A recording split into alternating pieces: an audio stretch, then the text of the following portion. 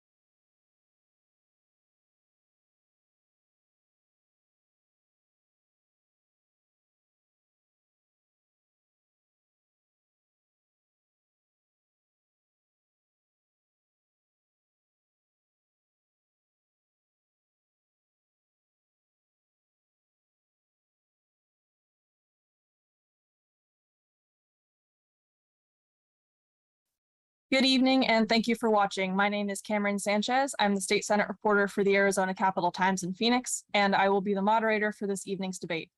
The Clean Elections Commission is the sponsor of this event. As the state's voter education agency, Clean Elections hosts debates, so voters have the opportunity to hear directly from the candidates, ask questions on the issues that matter most to them, and vote informed.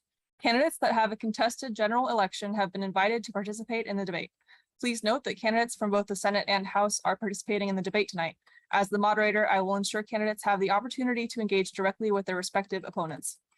The questions that will be asked this evening are coming directly from voters. Leading up to the debates, Clean Elections conducted outreach to voters across the state, asking for questions for the candidates. Additionally, Clean Elections surveyed voters to learn what issues are important to them. This survey data, along with input from the experienced journalists at the Arizona Capitol Times, Arizona Agenda, Green Valley News, and Sahuarita Sun, have been utilized to guide the discussion so it best serves voters. Of course, we want to hear directly from you, the voter. So voters that are watching this debate live, you can submit a question at any time by email at debates@kc-a.com, text at 480-808-1814, or by phone at 480-937-1253. We screen questions for clarity to eliminate duplications, speeches, or personal attacks on candidates. The debate is scheduled for about an hour and a half, so we may not get to all audience questions, but we will do our best. Tonight, we will be hearing from candidates in Legislative District 13, which covers Chandler and some of Gilbert. Our candidates tonight are Democrat Cynthia Hans, running for Senate, Republican incumbent J.D. Mesnard, who is also running for Senate, and Democrat House incumbent Jennifer Pollock. Republicans Julie Willoughby and Liz Harris declined to attend tonight's event. Candidates, you will have 1 minute for your opening and closing statements. I'm going to give you 2, and 2 minutes for your responses to voter questions. We encourage an open exchange of dialogue between opponents. If you feel the need to respond to another candidate's comments, you may do so. I may limit responses for time management purposes, and we remind the candidates and the audience that this is a respectful, courteous, and professional environment. Our goal tonight is to connect candidates and voters so our electorate may vote informed. The order in which the candidates will speak has been determined by alphabetical order by last name for opening comments and will progress from that starting point. Ms. Hans, will you start the opening remarks, please? Thank you. Thank you to Clean Elections and Capitol Times for this opportunity. My name is Cindy Hans, and I am the Arizona Senate candidate in LD 13. I've spent most of my life in public service, most of my adult life in public service. I'm a retired teacher and principal. After retirement, I worked very hard within the democratic process to make sure that our elections are secure. I became a deputy registrar with the Maricopa County Elections Department.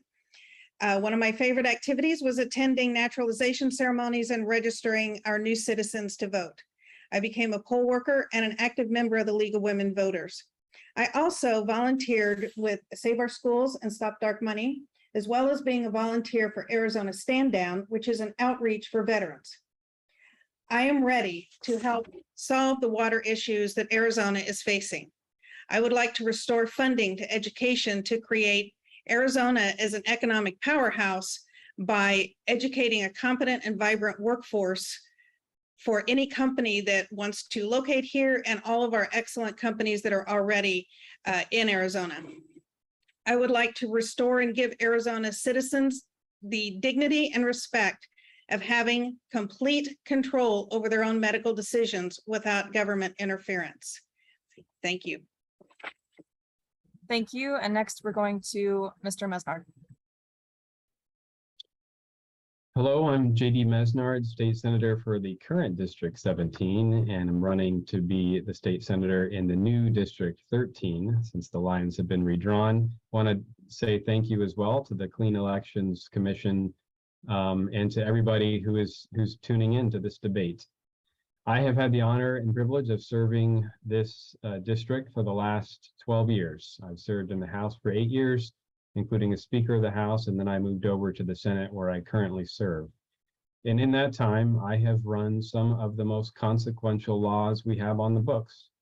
For instance, most recently, ran a bill to overhaul our tax code to reduce taxes on every Arizonan, which at the moment when we're facing historic inflation, leaves more money in your pocket to afford things that are a little less affordable today. And I'm sure we'll get into why that is a little bit later. I ran the bill a few years ago to give teachers a 20% pay raise and to restore what had been cuts that were made in the classroom during the Great Recession. And most recently ran the bill that's on the November ballot, Prop 309, that would require voter ID for mail-in ballots because voter ID currently is not required. So in my time in office, I have not just made promises, I have delivered on those promises. I'm a small business owner. I'm an adjunct professor at Mesa Community College and Arizona State University, where I've taught for over 15 years. I'm a father to two adorable little girls, which if you're driving around the East Valley, you can see a couple of them on some of my signs out there, and a husband to Holly, who is a nurse. And so my family kind of spans the gamut in terms of the issues that we face as a family in the East Valley.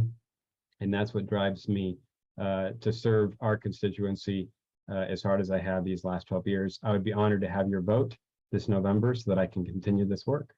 Thank you very much. Thank you. And now Representative Pollock. I'd also like to thank the Clean Elections Commission for hosting the debate, and thank you, Cameron, for being our moderator tonight. I am State Representative Jennifer Pollock. I was born and raised here in Arizona, and I attended public schools from kindergarten through my graduate program. I knew from the time I was 6 years old that I wanted to be a teacher. I absolutely loved school. I loved reading. I couldn't imagine doing anything else. I did have the pleasure of teaching kindergarten through 6th grade for 17 years, the last 9 of which were in Chandler. And I've now had the honor of teaching for 7 years in the higher ed, In 2018, I was elected to serve District 17 in the Arizona House of Representatives as the first woman and the first Democrat ever to represent this area at the legislature. I have been serving the last 2 years as ranking member on the House Education Committee. And what that means is the lead Democrat. That gave me the opportunity to work with the chair to set the agenda and to kind of plan out how things would go. I've also served on the Government and Elections Committee and the Judiciary Committee. At the legislature, I also regularly participate in the Community and Legislative Partners in Aging Caucus, which is kind of like the senior caucus. And I have participated in the Latino caucus as my schedule has allowed. In the spring, I was honored to be one of the people in the room working on the budget. And I'm really proud to say that a lot of my suggestions showed up, where we had the $526 million for salaries and programs. There was $100 million for special education and a new $100 million for opportunity weight.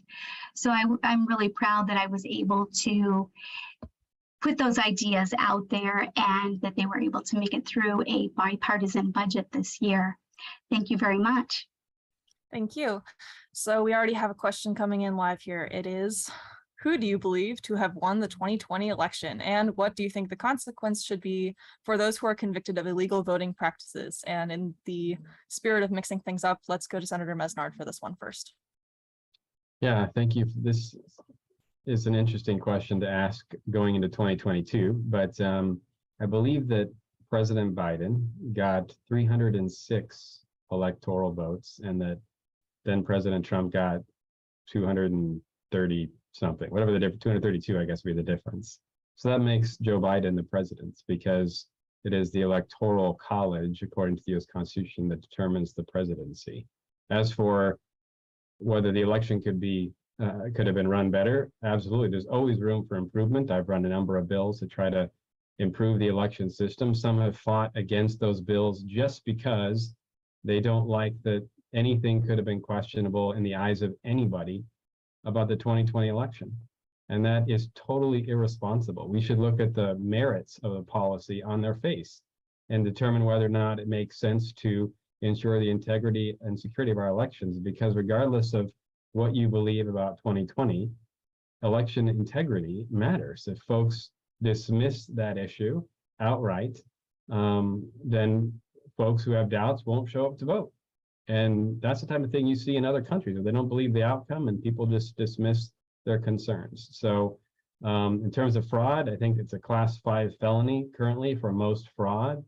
That seems appropriate. And, you know, I again think it needs to be a very serious consequence, and a felony consequence makes sense to me. All right, thank you. Next, let's go to Ms. Hans.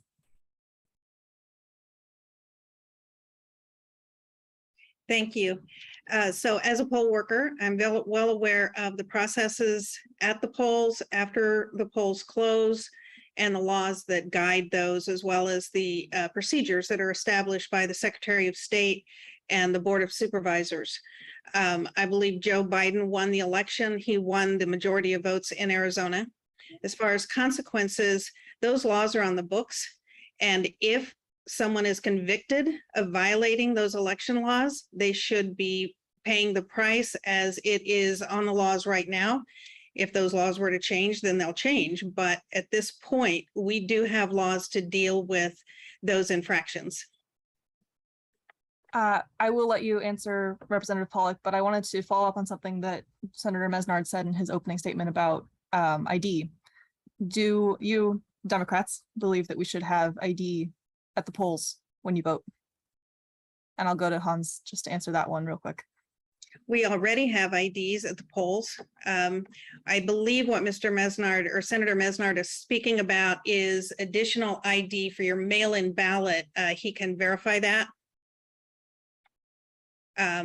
Yeah, it's there is a photo ID requirement for the poll, so it does change the polling, but the more substantive part is requiring ID for mail-in ballots, which is in the form of your the last four of your social security number, your driver's license number, and your date of birth. So thank you. That's what I thought it was. So there is already ID in the polls when you come to vote in person. On the mail-in ballot, we have specially trained people who verify your signatures. If there is a question, they can reach out to that voter.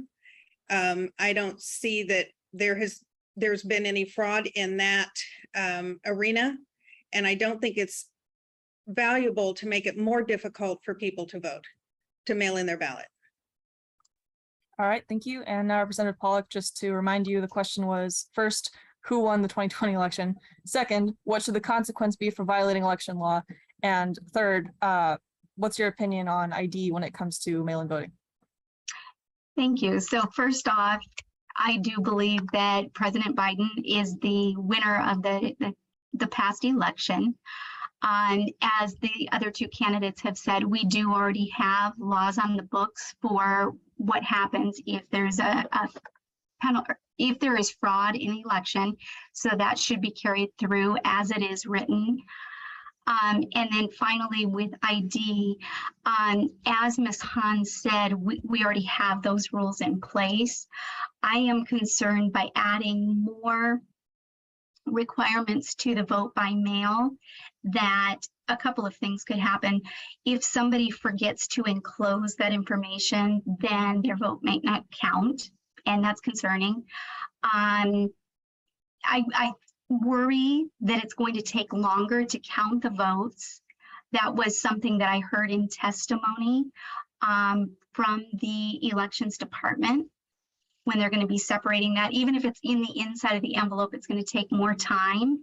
And I know that there is a concern amongst people in Arizona that it already takes some time to get the election results. And I know that Mr. Mesnard knows in this district it takes a long time because our elections are very close. So I don't know if adding more time would be a hardship for people, and they would have a difficulty understanding why it's taking more time. So there are a couple of different issues that would make it more difficult to vote, and that is an issue for voters. I don't want it to be more difficult for them to vote. Cameron, I did want to clarify one thing. Mm-hmm. Go ahead. In no other examples that I can think of in society, at least anything significant, is your signature a form of ID. And it's not even meant to be a form of ID on the affidavit you're signing, which is just promising that you filled out the ballot. We don't have ID right now for mail-in ballot, despite the fact that 80 or 90% of people now cast a vote that way. which has been a change over time. It's a convenience we extend to people, but it seems to me that if you're going to make someone who's actually showing up at the polls show ID there should be some sort of commensurate equivalent if you're voting by mail when we don't even see the person on the other side filling out the ballot.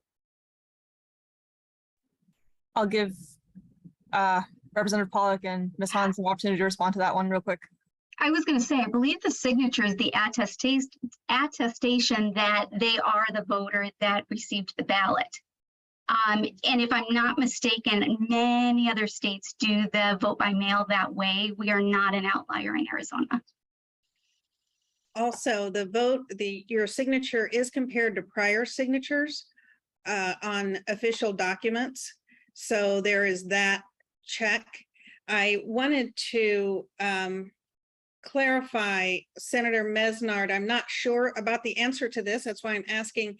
In the bill, were there any dollars added, any funding for the extra labor it's going to take to process the ballots under this new plan? So there weren't dollars added. We did have conversations with the counties about essentially the extra second or two it will take to look at that additional. Really what you're talking about is the privacy requirement that is part of the bill, which frankly should be the law now. Right now, in Maricopa's case, you sign the outside of the envelope and there is no privacy. And that is the piece that really could add some time, and really would add time if you thought privacy was valuable, irrespective of the voter ID part. All right. That sounds like it's about it. There was a viewer who wanted to know about signature verification, but I think we've covered that. So let's move on from elections and talk about bipartisanship. LD 13 is a little bit pink or purple, however you want to say it. There's some Democrats, some Republicans there.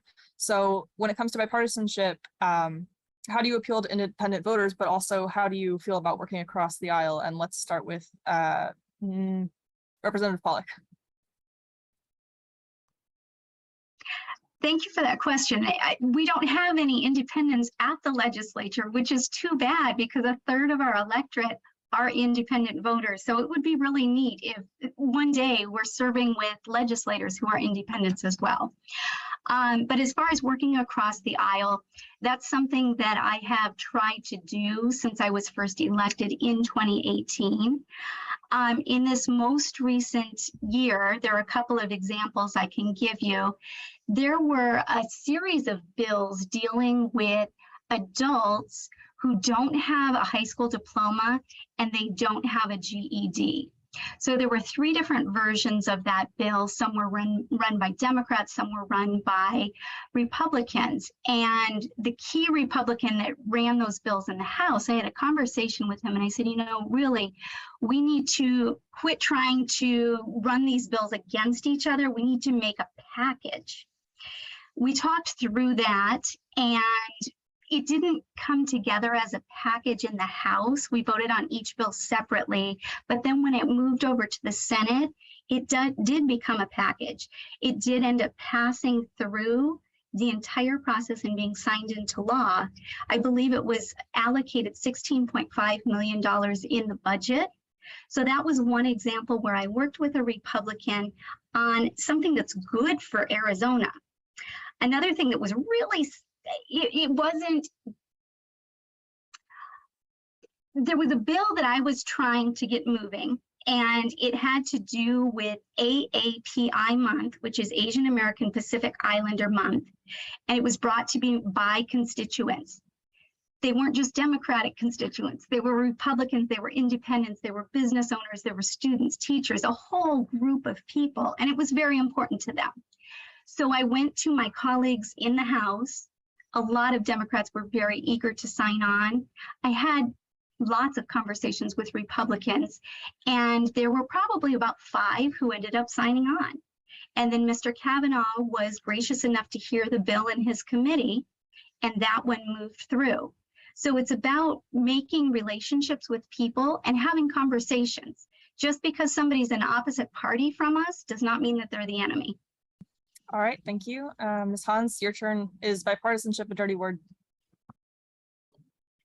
bipartisanship is crucial. We all bring different gifts to the table. We all bring different ideas.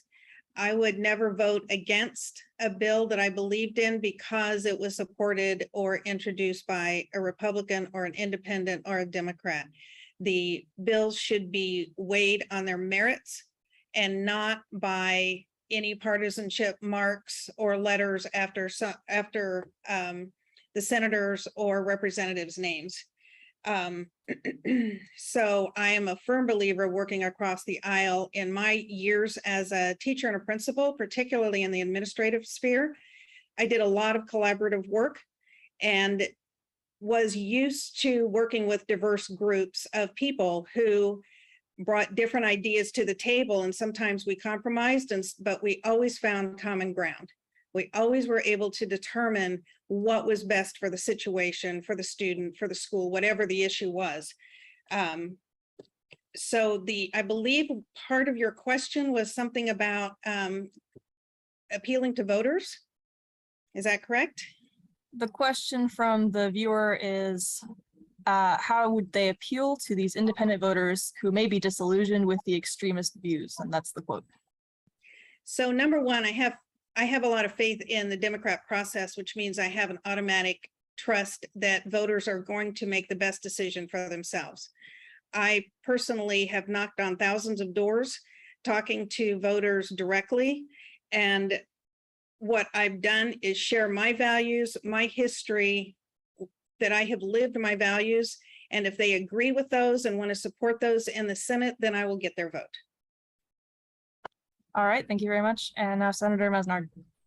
Yeah, I think it would actually amaze people how many bills the legislature do pass with bipartisan support. They only hear about the times we don't agree because that creates the drama and, you know, that sells papers, I guess. But we actually do get along, most of us, and agree on more than we disagree. We obviously have some big disagreements. But yeah, over the years, I have worked with my friends on the other side of the aisle, whom I do refer to as my friends on the other side of the aisle, whom I disagree with often on some big issues.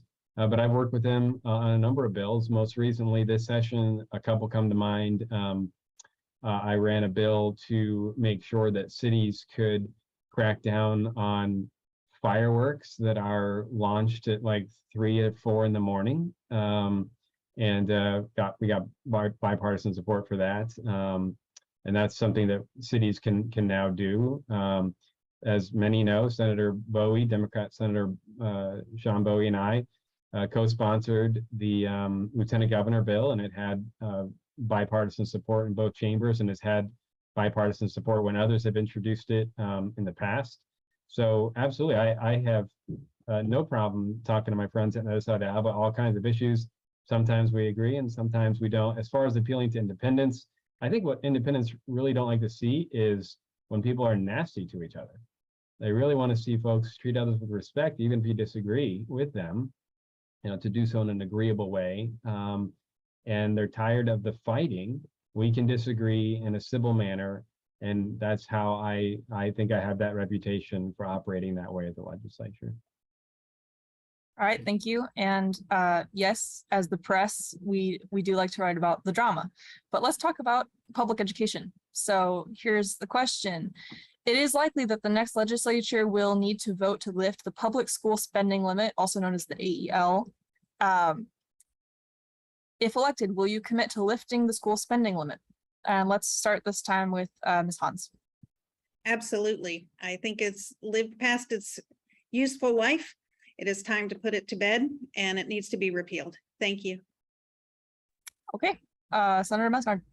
So there are two issues in play when we're talking about the aggregate expenditure limit. There's the most immediate one, which is what we're going to do with the fiscal year 23 budget we just passed when we hit the limit, which would happen sometime in March of next year, or at least that's sort of the deadline to override the limit. Just for background purposes, the Constitution has a limit in place for how much you can spend. And it's meant to be a protection on taxpayers. It was passed by the voters, I think back in the 1980s, and that limit grows every year by population and inflation. And over the years, less and less of the school formula is under that limit. So more of it is outside the limit. But nevertheless, because of the increase in spending over the last several years, we are well beyond the limit. And the fact that Prop 301 monies used to be outside the limit and are now under limit, so that's exacerbating the limit issue. Anyway, all I have to say is that the one issue is, do we override it as a legislature, which we can do according to the Constitution with a 2/3 vote? Do we do that for the current year? And then the other issue is, as Ms. Hans was indicating, do we abolish it altogether? So I support overriding the limit because I supported the budget. So I support that for this year.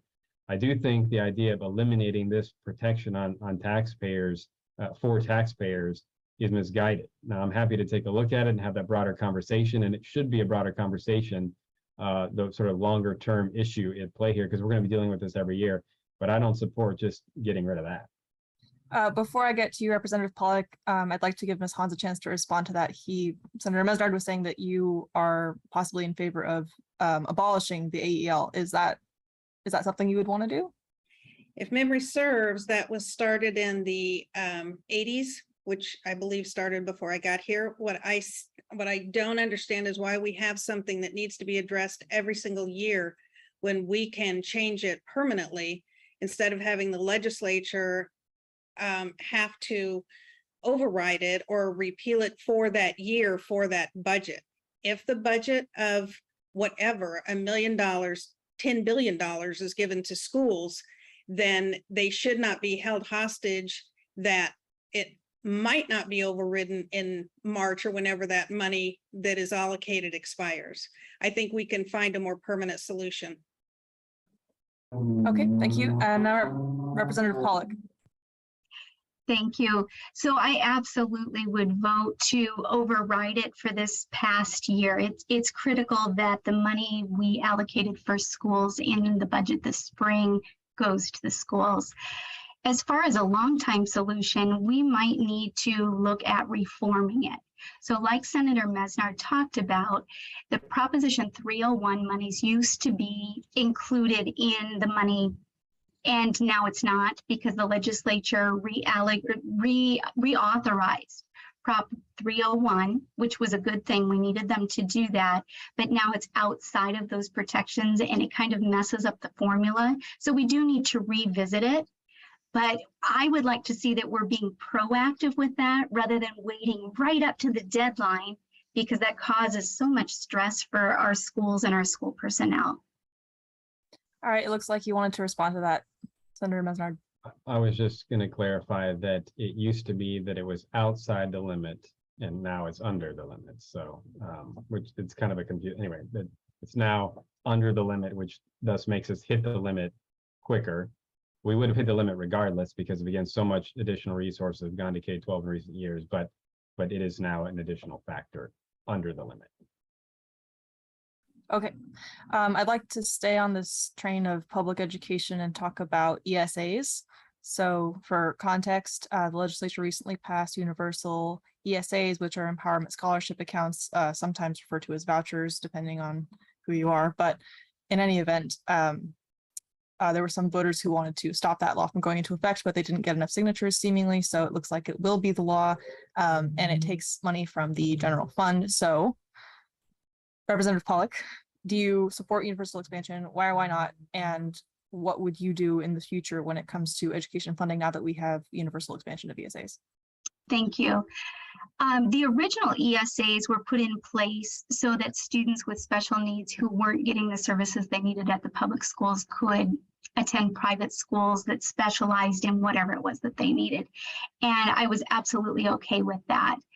I'm not comfortable with the idea of universal expansion. I feel like if parents want to choose a private school for their child, then that's a choice they're making, and they should pay the tuition at that institution, because we have so many choices within our public school system.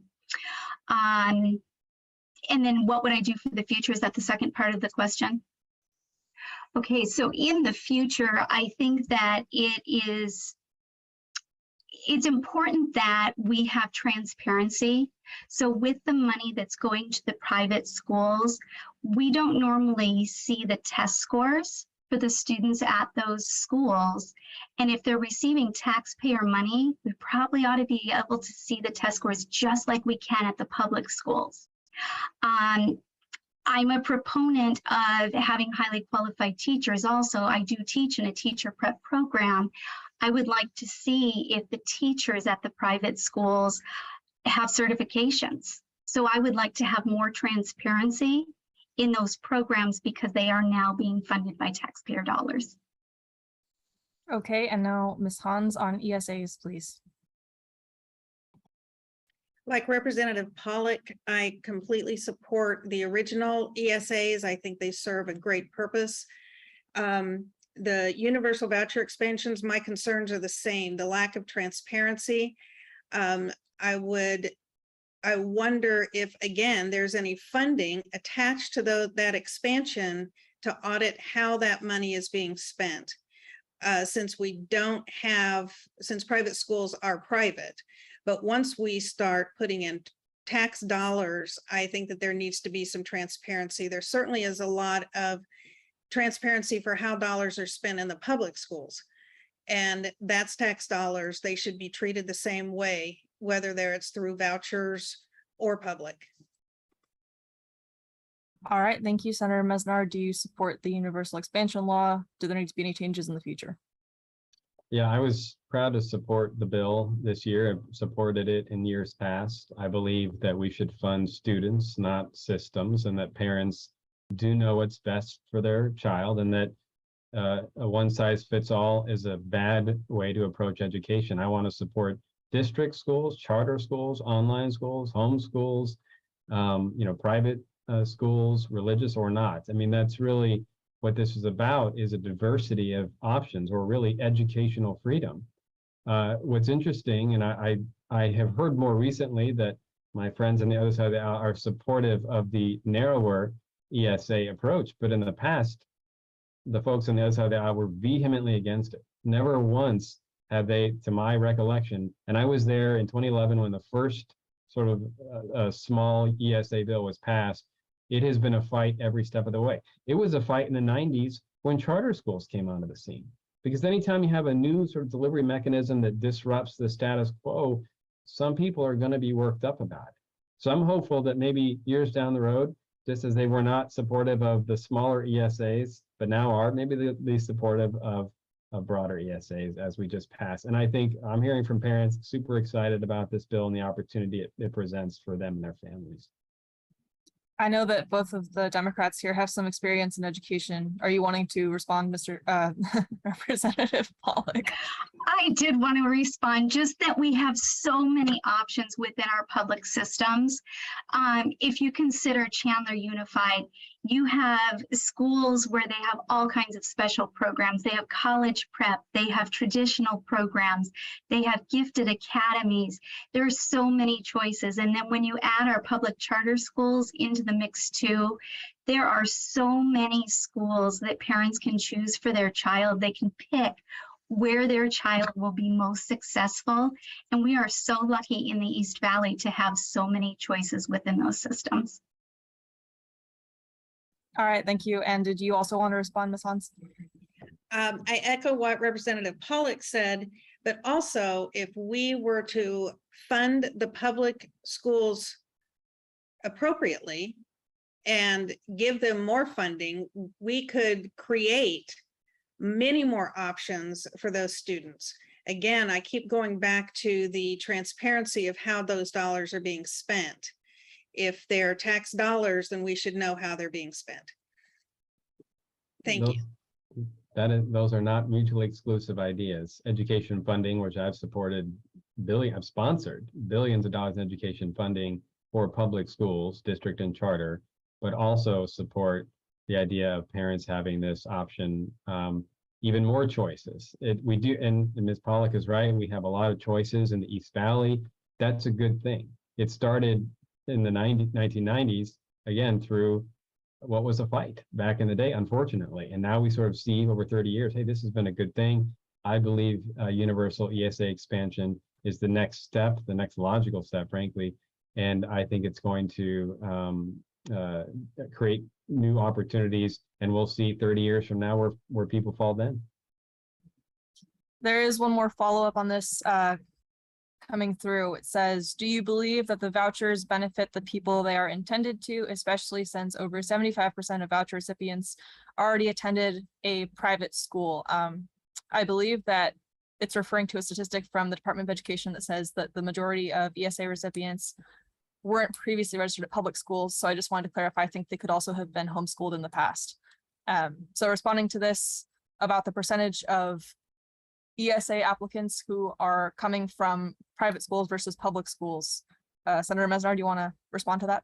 Yeah, I mean, I think that makes sense given that we're just literally 3 months after the bill's passage. And so you're going to have a transition. It's going to take some time for the information to disseminate to society, for parents to learn about what ESAs are, what they can mean for their family, because up to this point, it's been severely restricted on who could apply. So there's frankly an educational aspect to this that has to unfold. And so it makes sense that you're seeing those who are applying be more tilted towards, well, they were already in private schools or they weren't in public schools before, because they're going to be the most familiar with it. But as time goes on, you know, when we're more than just 3 months down the road, I think you're going to see a lot more understanding and a lot more folks taking advantage of it. But I say a lot loosely because I think there's some idea that, you know, the 1.3 million students or 1.2 million students we have, that they're just all going to go to a private school. And even the caps that we've had in place for the smaller populations that qualified in the past have not always been met because a lot of people are very happy with their district school, are very happy with the charter school option. This is, again, just another option for them moving forward. All right, Ms. Hans. So between 85 and 90% of students already attend public school, and that's where the vast majority of the money should go. What I believe you said is that a lot of the according to the Department of Ed, a lot of people who have applied for vouchers are already in private school. Well, if I were paying $15,000 in tuition and I could get $6,000 or $7,000 tax money to help me with that bill, I would certainly apply for it. But originally, when we talked about vouchers, we were talking about students moving from public school to private schools, and this would help them. But in fact, it doesn't pay full tuition in private schools. So what's going to be happening, I believe, is that those private schools are going to be the money that should be going to the majority of students, which is that 90%, 88%, whatever that exact number is, of students in Arizona attending public schools. They should get that money that the taxpayers are paying into that system. And once again, we're back to transparency. And I'm going to stop beating that horse. Okay, Representative Pollock. I would agree with Ms. Han's comments where the money is now being moved into the private schools. It's being moved out of the public schools. So I'm concerned that over the course of the last 30 years, we've seen Arizona go from the middle of the nation as far as our funding is concerned. We've had spikes in funding, but now with the ESAs and so many people who have already been attending private schools applying for those grants, I'm very concerned that we're going to have a drop off in funding in our public systems. All right, anything further from anyone on ESAs before we move on? Okay, let's go on into talking about abortion. So to kick things off, the first question I'd like to ask is, do you support the decision to overturn Roe v. Wade? And since states have the option to decide on abortion laws for themselves now, which one of Arizona's existing abortion bans should be in effect? Let's start off this time with Senator Mesnar. So the issue of Roe v. Wade, very emotional, lightning rod issue. But the court case itself was just terrible jurisprudence. Even folks who support abortion, if they were sort of separating the issue from the court ruling, many acknowledged that it was bad. That doesn't take away from what they may feel about the issue, but you've even had some judges on the left that would say Roe was just bad jurisprudence. So I think it was right for the court to overturn it. Ultimately, as I said, to return the issue to the elected representatives. So in other words, instead of this being a court edict, it's going to be part of the democratic process. And ultimately, the many states will make different decisions that is best for their state, and not every outcome will be the same. I do believe that all life is precious. I think our laws should protect all innocent human life, and ultimately that life itself is a human right. And we should be a society in which pregnant women are meaningfully supported, especially in the face of unexpected pregnancy, but also unborn children are protected. I think the vast majority of Arizonans support common sense approaches that protect life, recognize the humanity of unborn children, and also care for mothers. Before we move on, I'd like to follow up and, as a Republican, ask, in which situations, if any, do you believe abortions should be legal? Do you want exceptions, for example, rape and incest and/or the life of the mother? I don't know very many people who don't think there should be exceptions for life of the mother. I strongly support that once there's a beating heart that we're talking about here, I think when there's a beating heart involved, it matters. And obviously, if there are two lives that are vulnerable, I think the life of the mother is absolutely a reasonable exception, and so I support that. Okay, let's move on. Now I'm going to ask Representative Pollock. So there's a few things going on here, but to start off with, do you support the overturning of Roe v. Wade, and which of Arizona's bans should be in effect right now? I do not support the overturning of Roe versus Wade. And as far as which should be in effect, I understand that there was another case this afternoon. So I believe, and this is all new, I haven't had time to dig into anything. I believe it's the 15-week ban that is in effect right this very minute. All right, before we go any further, I'd like to just give some background to anyone watching or listening who is confused like I am about what's going on with abortion. Right now, we've got two laws in Arizona. We've got one from 1864, which is a near total ban on abortions, except for in the life of the mother. And we also have a 15-week abortion ban that was passed in the most recent session by our legislature that also has that exception. In both cases, doctors will be prosecuted, not women. And there's some confusion going on as to which of the laws takes effect. For example, the governor believes it's the 15-week ban, others do not. Today, there was a ruling from the Court of Appeals on an injunction that was lifted by a Superior Court judge in Pima County. There was an injunction on the 1864 law that was in place before Roe v. Wade was originally decided in the 1970s. And the injunction was lifted by the Superior Court judge, but then that ruling was stayed by the Court of Appeals. And so for right now, it looks like some abortions are legal temporarily in Pima County until the court continues with its process. Just wanted to clarify that. Ms. Hans, let's go to you. Abortion, Roe v. Wade, do you support the overturning of it? And which of our laws should be in effect when it comes to abortion bans? Well, since we can't figure out which one is what they are exactly, no, I do not support the overturning of Roe v. Wade. For 50 years, all pregnant people had access to medical support for whatever their situation was in all 50 states. And now that it's gone back to states, we're going to go back to this patchwork. And so historically, people who could afford to travel could travel from state A to state B, where it was safe to get the care that they needed.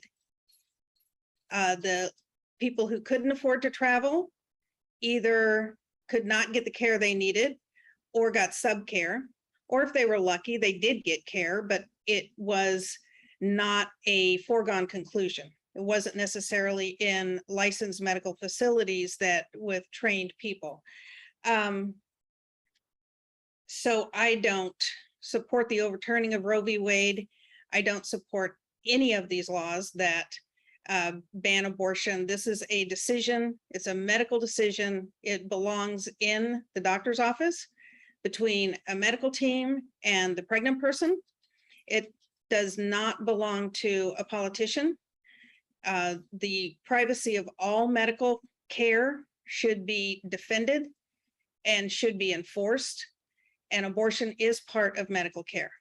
It is not my call. All right. What Thank you. decision is. sorry. I'm done. There is a follow-up here for the Democrats. It's what parameters to abortions, if any, do you believe could be justified after the first trimester, after the second trimester? Representative Pollock, if you'd like to take that. I think that it's really important that we recognize the training that our medical providers have. And I think we also need to recognize that every pregnancy is different, even for the same person. So I would say that the decision needs to be made between the pregnant person and the medical team, and there needs to be discretion allowed. Thank you. All right. Ms. Hans, guardrails? I agree completely with Representative Pollock that again, I'm going back to my original statement, that decision belongs to the patient and the patient alone. It is not my call, not as the neighbor, not as the friend, not as the senator, not as the judge. It is a private decision.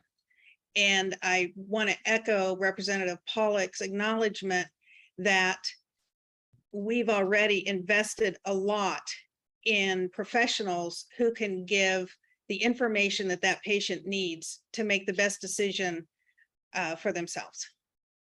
All right, thank you. Senator Mesnard, it looks like you wanted to talk about that.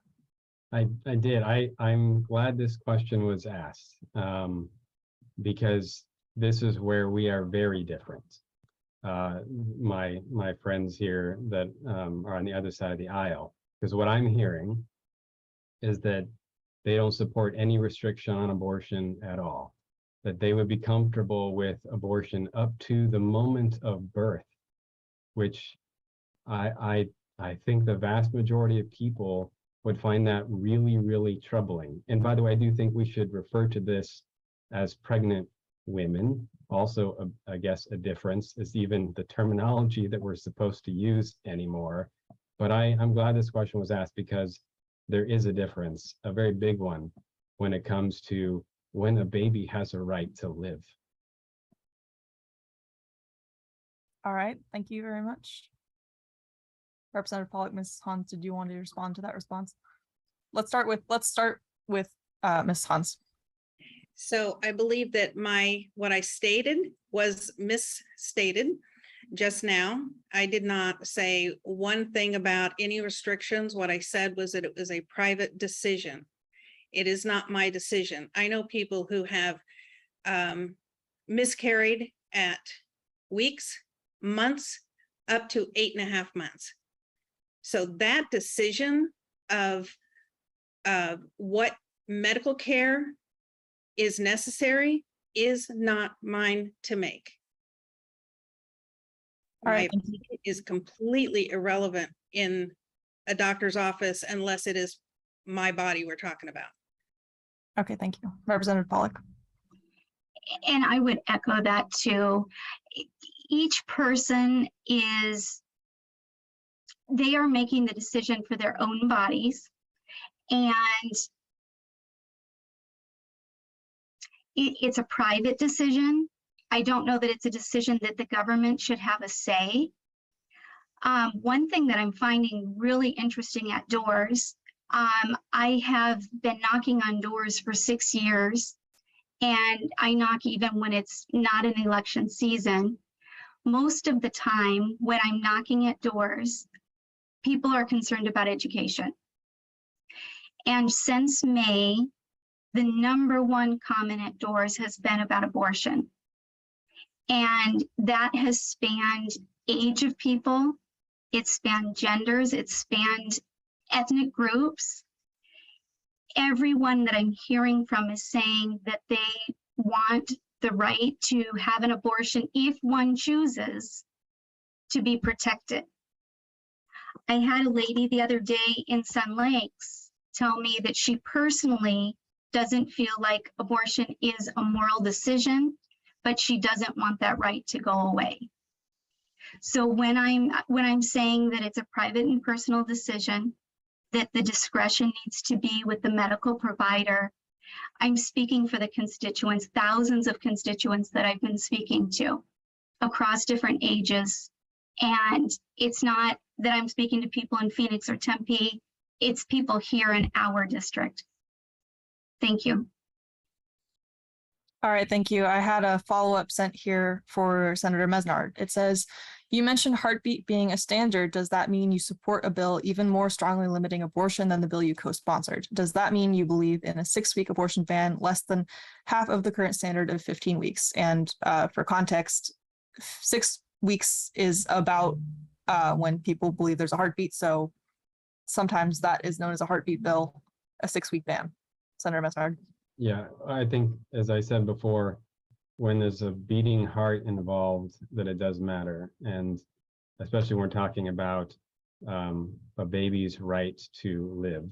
And so, yeah, when there's a beating heart there, I want to protect it. All right. Are we ready to move on from abortion? Okay, let's talk about water.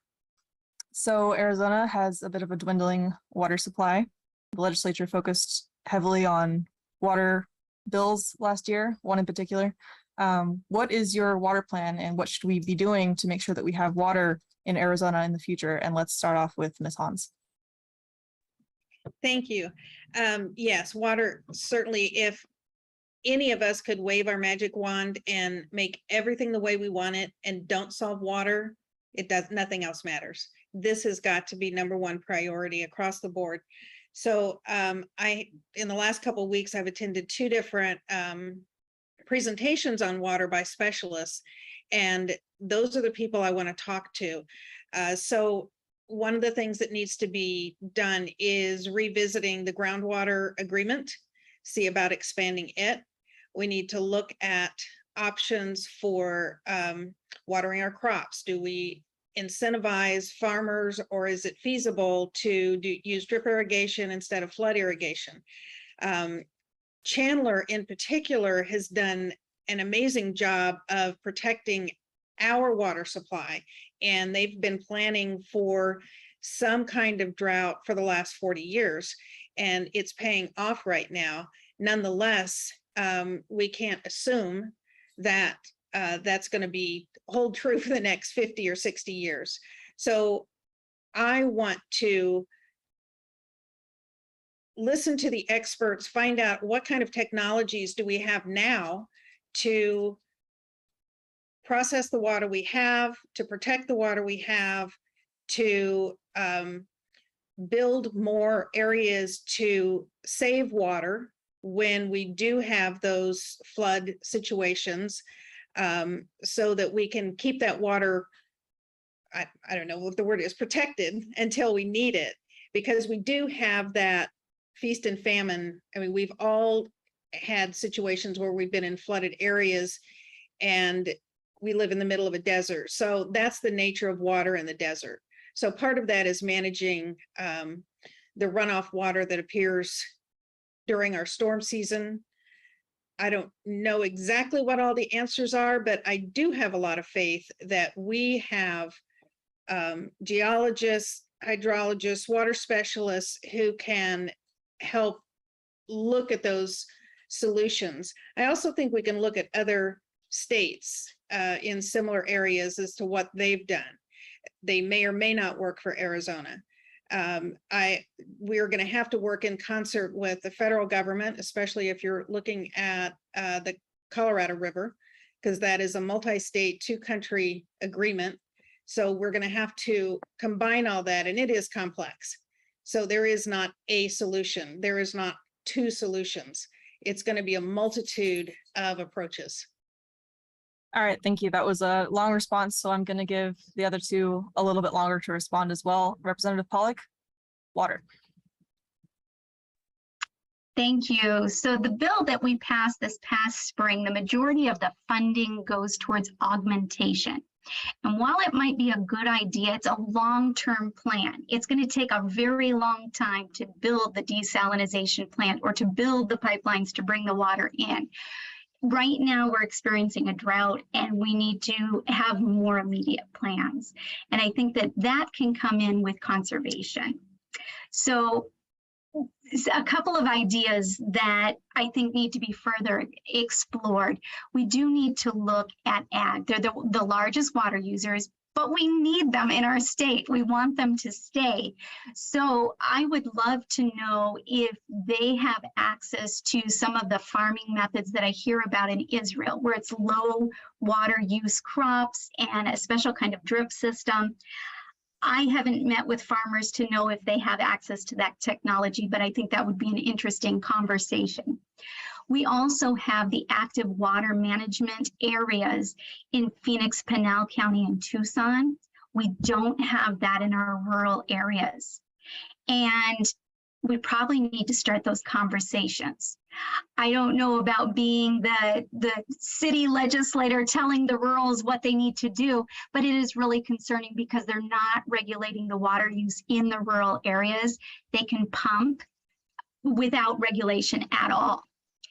As Ms. Hans mentioned, Chandler is doing a phenomenal job. I feel so lucky I was able to go yesterday to Veterans Oasis Park. And if any viewers have not been there, I recommend you go take a field trip with your family. They have basins there where they are using reclaimed water to recharge the aquifer. So Chandler sits on top of an aquifer, and our leaders were very forward thinking years ago. So Chandler is doing quite well with its water. I think I'll stop there and give Mr. Mesnard a chance, and maybe we can talk some more about water. All right, Senator Mesnard, you also have 3 minutes. I'm hearing a lot of things here about groundwater, drip irrigation, desalination, piping in water, and reclaimed water. So if you wanted to get into specifics, that would be great.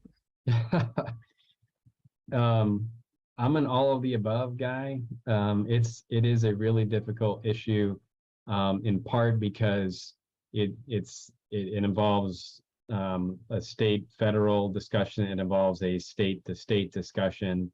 One thing that wasn't mentioned is we have to acknowledge that California is in a stronger position than any of the rest of the states that are relying on the Colorado River. And I'd love to gang up with the rest of the states on them, because our position, relatively speaking, isn't great. One of the reasons that that's the case, by the way, is because you've got the current Speaker of the U.S. House and the Minority Leader, both from California. And there are issues that do transcend political parties, and water is probably one of them. And they're looking out for their state. And, you know, California has 50 whatever members of Congress. So they have a lot of sway there. That's why we need the rest of the states to kind of band together. One idea that I find to be outrageous and yet very intriguing is when you go back in sort of the Midwest, middle part of the country, around the Great Lakes and whatnot, you talk to folks up there along the Mississippi, Missouri, all these other rivers, they're like, yeah, we got more water than we know what to do with.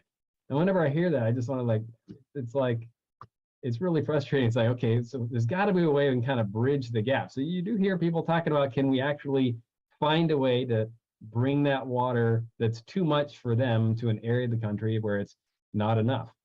You know, the Central Arizona Project brought for hundreds of miles water from the Colorado River down into, you know, sort of the southeast part of the state.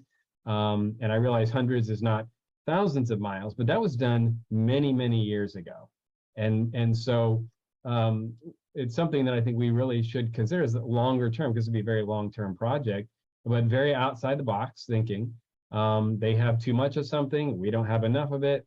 Let's figure out a way to make this mutually beneficial. I do want to end by saying one thing.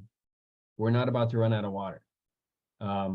We have done a really good job collectively, certain people, not me, but as a state, the Central Arizona Project and others, of pumping water into the ground, and for just this moment.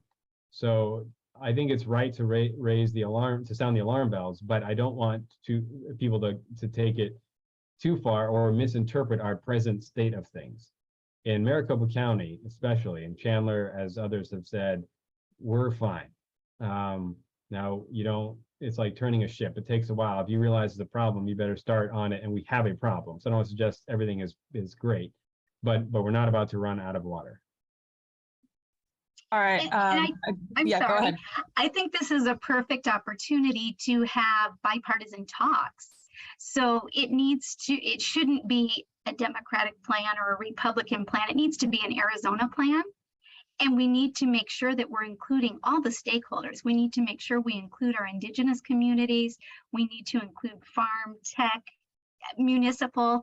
Everybody needs a seat at the table so we can thoughtfully work through a plan that's going to impact Arizona for generations to come.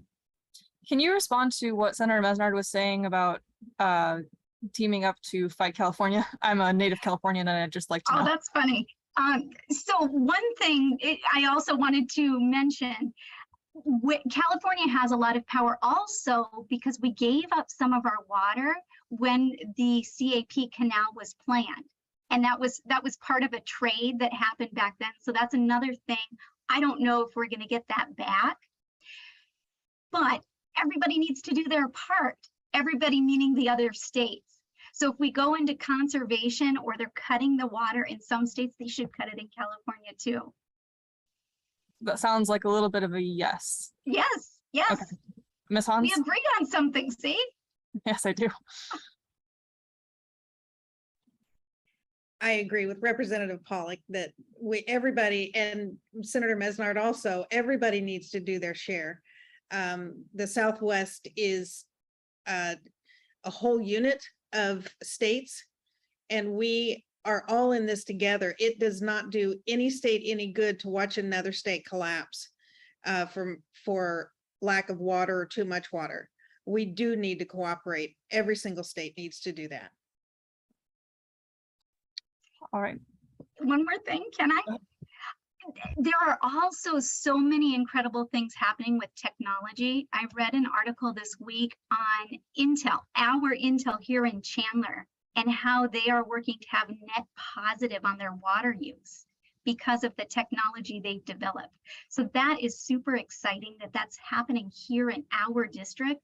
And I hope they can be a model for other industries across our state and really across the country. All right. All right, let's move on. I have a bit of a pivot here. The question is, how will you address Arizona's gun violence epidemic? Do you support allowing concealed or open carry of weapons in schools? I think we started with Ms. Hans last time, so let's start with Representative Pollock this time. I do not support that. I taught, when I was in the classroom, I taught the little ones. I taught for a very long time, K-1-2. And as good as your classroom management might be, if you say, this is just my area, you can't touch, you can't whatever, kids want to try things, they want to touch things, they want to get into things. And I think having weapons on campus would make things even more unsafe for children. So I am absolutely opposed to that. When we've had the different bills, whether it was elementary school campuses or universities, those have been bills that I've spoken out against. I don't think that it makes things safer. And I have to say, when the shooting happened in Uvalde, it really hit me really, really hard. And on one hand, I was thinking, okay, why is this one hitting so hard? And I think that it's because I taught the little ones. And they went to school, their parents thought they were safe. They thought they were safe. They were having a fun day. And then everything ended for all those families. So something's got to give. I think that it's really important, at the very, very least, we need to make sure that families who have weapons in their homes, make sure that they're properly locked up so children can't access them. We need to keep our children safe. All right, thank you. Senator Mesnard. Yeah, first of all, there isn't much that's more tragic than a shooting in our schools. And it hit close to home for me because of how young my kids are. you're reminded in those moments that there are some really, really messed up people in the world. So I will say, you know, maybe a point of a disagreement is I'm not opposed to a teacher who's well-trained being armed. I think it's going to be a case-by-case situation. I know many teachers will not want that for themselves, but the idea that you would prohibit that, I think, is something else entirely. I do think, in terms of school safety, that having more school resource officers on campus would be extremely helpful, which we did advocate for additional resources in this year's budget, but that's been a fight. I'm not exactly sure why, but in recent years, it's been very partisan, actually, to be pushing for school resource officers on our campuses, which seems like a very common sense, reasonable approach. And what I mean by partisan is Republicans have been pushing for it, and at least some, if not most, Democrats have been resisting that. So there are certainly common sense things we can do to make our campuses safer. And I do think school resource officers are a big one. Thank you, Ms. Hans. So I echo again Representative Pollock's comment about not wanting guns on campus. As a principal, I did have to draw up plans as to who was going to do what and what was going to happen and how do we take care of the children, etc. in the event of a shooting on my campus. It was a horrifying experience, and there were no shootings on my campus. And it was still horrifying just to have to contemplate and put those thoughts and plans down on paper. What I would like to see is it become more difficult to get guns. Some more enhanced background checks. I would like to see some control over a weapon of war. If you cannot get a grenade, why can you get a gun that's designed for the battlefield? These magazines that are huge with multiple bullets in them need to be controlled. But anything that we can do to enhance the safety of children, not just in the schools, but in the parks, in the grocery stores, those things need to be looked at. Just to clarify for viewers, it sounds like you're saying you do not support allowing concealed or open carry of weapons in school. Is that right? That is correct. I do not support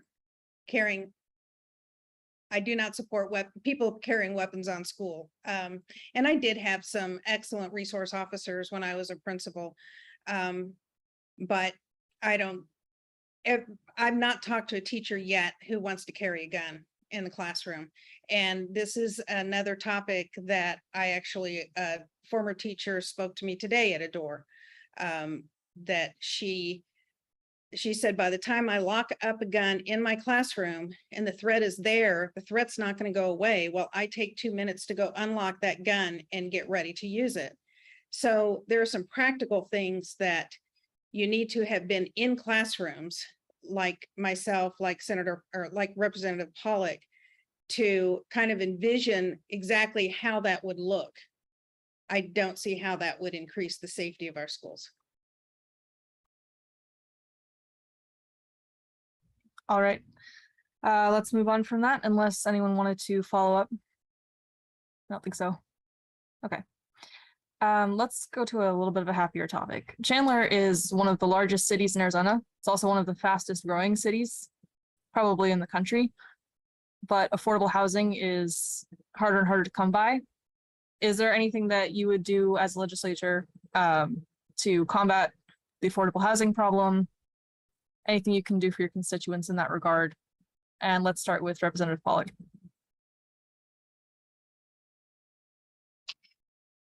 Okay, so with housing, there is a lot happening. And I mean, if we start with homelessness, if we were able to fund the Housing Trust Fund, then we could address homelessness with the rapid rehousing and provide wraparound services for those people. So if they needed substance abuse counseling, any services that they needed to get on their feet, that would be helpful.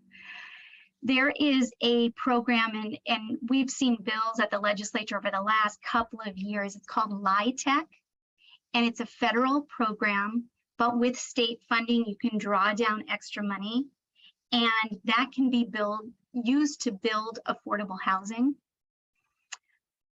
So it would be great if we saw a larger amount from the state so that we could draw down more federal dollars for that. We also have a shortage of homes for first-time buyers. My daughters, unlike Mr. Mesnard, mine are adults now.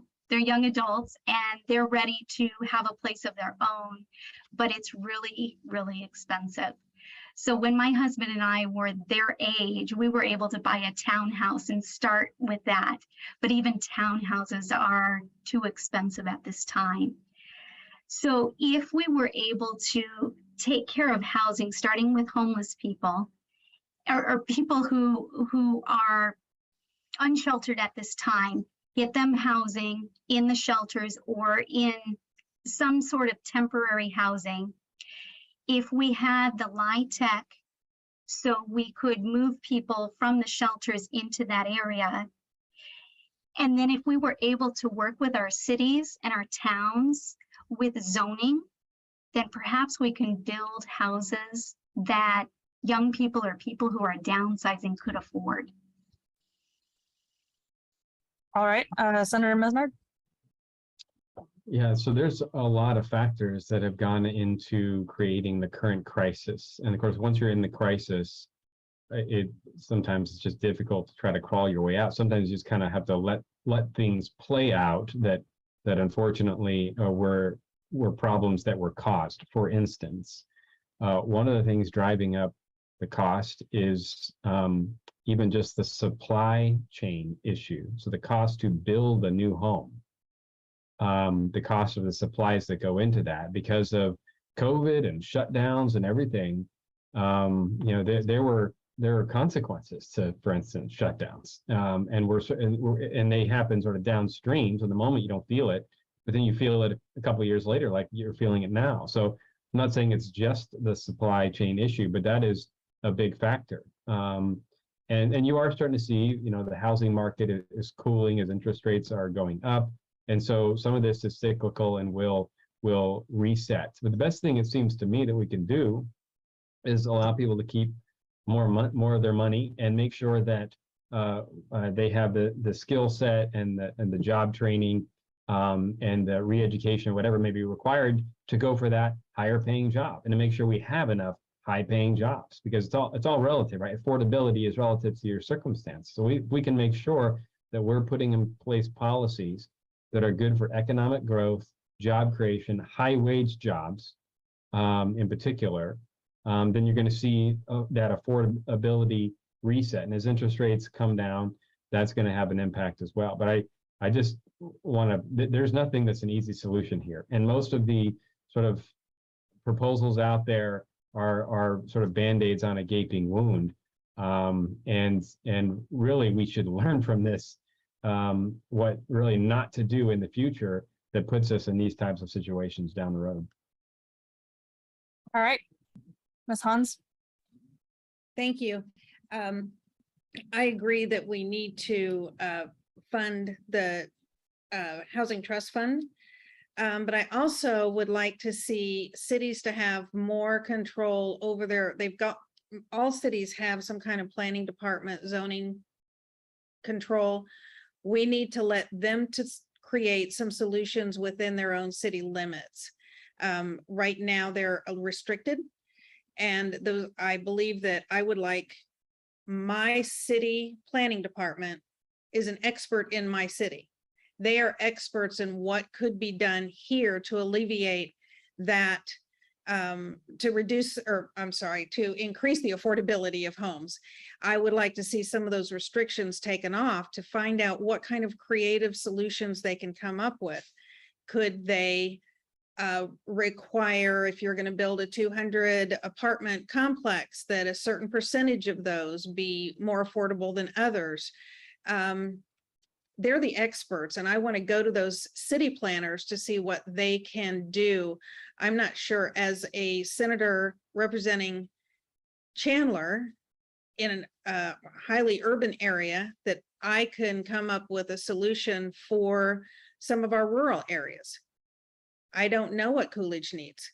Again, that city may be more creative than the state can be because they're on that site. That is their backyard, and they need to have some control in that area. I really do trust my city government to come up with some viable solutions. So a few different approaches there. All right, we'll move on. This question just came in a few minutes ago. Chandler is now the largest city in Arizona without a non-discrimination ordinance to protect LGBT residents. In its absence, what will the candidates do to support LGBT constituents? Let's start with Senator Mesnard. Yeah, so whenever I hear this issue brought up, I mostly hear it in the context of, well, we don't have one, so we need one. I don't hear examples of discrimination actually happening. And so my concern becomes, anytime you put a well-intentioned new, anti-discrimination law on the books, it's an additional regulatory framework that you are putting on our businesses. In addition to that, there can be, specifically with regard to LGBTQ related non-discrimination ordinances, religious freedom implications. So if you look at other cities that have, or states that have passed non-discrimination ordinances, then you find that there are folks whose religious beliefs may differ. They don't believe in same-sex marriage and want to operate according to their religious beliefs and how they conduct their business, etc. Then suddenly they find themselves a target of government punishment. And so I think, in the past, when we have approached non-discrimination laws, it's been because there's like such flagrant, widespread discrimination happening that you have no choice but to step in and then impose this government requirement and all of the red tape and everything that will come along with it. And so I'm waiting to hear how there is rampant, widespread discrimination happening, because the flip side is, if we go down this road, based on what I've seen happen in other places, it will put a target on people's backs who may have different views. I think Representative Pollock looks like he wants to go next. Is this a solution in search of a problem? In Chandler, the council and mayor ended up hiring an outside group to do a study here in Chandler to determine if a non-discrimination ordinance was needed. And the results were just presented last week, and the independent group said, yes, they are needed. So it's my understanding that the council and the mayor now are working on a plan for what that should look like. And the mayor made it sound in the article I read that it would not be addressed this week, that more time is needed, which is appropriate, because just like anything else, we need to be thoughtful in what is created so that it really does address the problems that people in the community are feeling. I also, the last couple of years, Senator Bowie has run a statewide non-discrimination ordinance, and that's something that I've signed on as a co-sponsor. He's no longer running, so I'll talk to my colleagues when we return to the legislature, and if there isn't somebody who's willing to run that bill, I'm willing to run that. All right, Ms. Hans, should there be a non-discrimination ordinance, and would you go so far as Representative Pollock in actually sponsoring one? I am in support of an NDO. I don't think discrimination has to be widespread or rampant. Discrimination should not be allowed. Period. Chandler has committed to diversity and inclusivity. And so for them to adopt an NDO makes perfect sense to me. And I would support Representative Pollock's bill if she decides to write that. All right, Senator Mesner, I'm going to let you respond, and then I want to move on to a last question because we're going to run out of time soon. Okay, so a couple of things I want to mention quickly.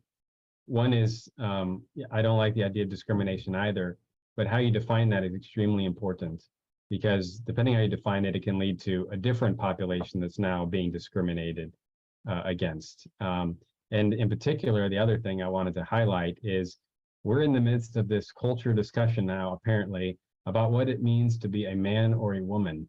And so what was maybe once a simple, thou shalt not discriminate based on sexual orientation or whatever in the workplace now has all kinds of other implications in society. For instance, private spaces for women. Does that mean now if you can't discriminate, or at least there's an NDO that's interpreted in this way, now a man can go waltzing into a private space that should be reserved for women or compete on a woman's sports team? You see that interpretation happening. And so if, again, there's sort of a fundamental difference of opinion on what a man or a woman is in society, it complicates the NDO discussion immensely, because I become concerned about protecting the privacy and safety of women. Well, I think you just opened a whole can of worms. So I'm going to give both of the Democrats a chance to respond to that. Representative Pollock, did you want to respond? Well, there is so much there. I think that this is part of the reason that the mayor said, well, a decision's not going to be made immediately. We've got to work through what is going to work for Chandler. Regarding women and sports teams and so forth, that was another bill that we've seen the last couple of years. And when people join a team, they're looking for camaraderie, they're looking for support, they're looking for personal growth. And here in Arizona, the AIA is the organization that oversees high school sports. They have a policy in place already if trans students wish to participate. And from my understanding, that issue has only happened in Arizona maybe less than a dozen times in the past decade. So it's a very small population. We already had procedures in place for that particular situation. All right, thank you, Ms. Hans. I want to thank Representative Pollock again for her overview of the fact that the people closest to those sports teams are the ones that should be making those decisions. As far as the protection and safety of women, in my entire life, I have never been threatened. I do by anybody that you're talking about. I've never been threatened in a restroom. I believe that Cameron, you used a phrase earlier. It's a solution looking for a problem. I'm perfectly safe, but thanks. Okay, thank you. I just wanted to clarify for the viewers a little thing. Representative Pollock mentioned that a bill has been sponsored many times now that regards sports. I just wanted to tell viewers that that passed in the most recent session. So it's a bill that says that cisgender girls in public schools, K through 12, are the only ones who can play on women's sports teams. So it's actually already time for closing comments. And we're going to go in reverse alphabetical order this time. And you're going to have 2 minutes, but you don't have to use all of the 2 minutes. So let's start with Representative Pollock. Thank you so much to Cameron for monitoring our debate, and thank you to Clean Elections Commission for hosting us. In closure, I want to remind you that I'm State Representative Jennifer Pollock. I'm a moderate Democrat who's been representing the area for 2 terms, and I'm running for my 3rd term in the Arizona House. I am happy to collaborate with my colleagues on the other side of the aisle, and it's about the good for Arizona.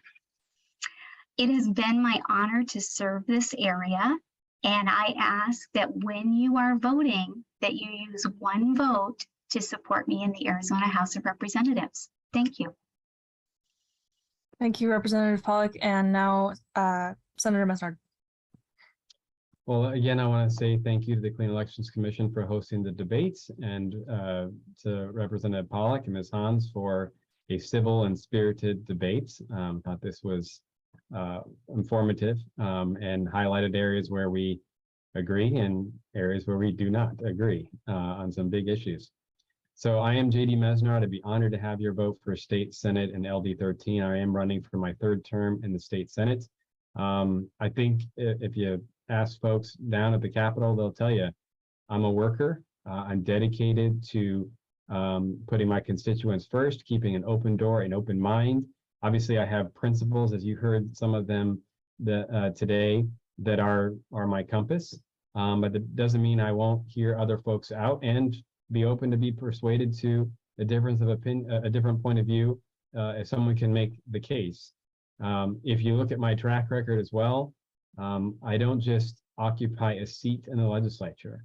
I'm down there making big things happen for the state of Arizona, big things happen that help the families, not only in Chandler and Gilbert and Sun Lakes, but across the state.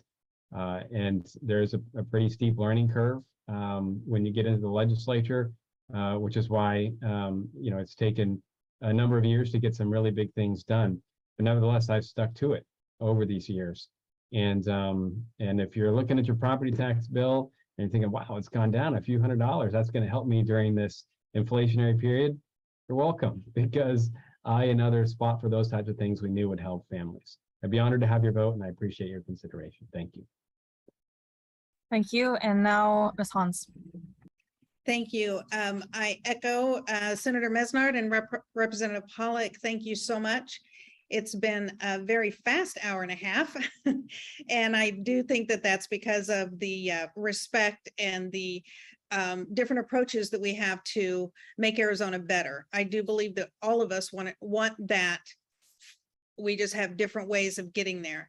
My name is Cindy Hans. I'm running for Senate in Arizona. I'm bringing to you 30 years of experience as a teacher, a principal, a poll worker, someone who works on behalf of the dignity of human privacy in medical decisions.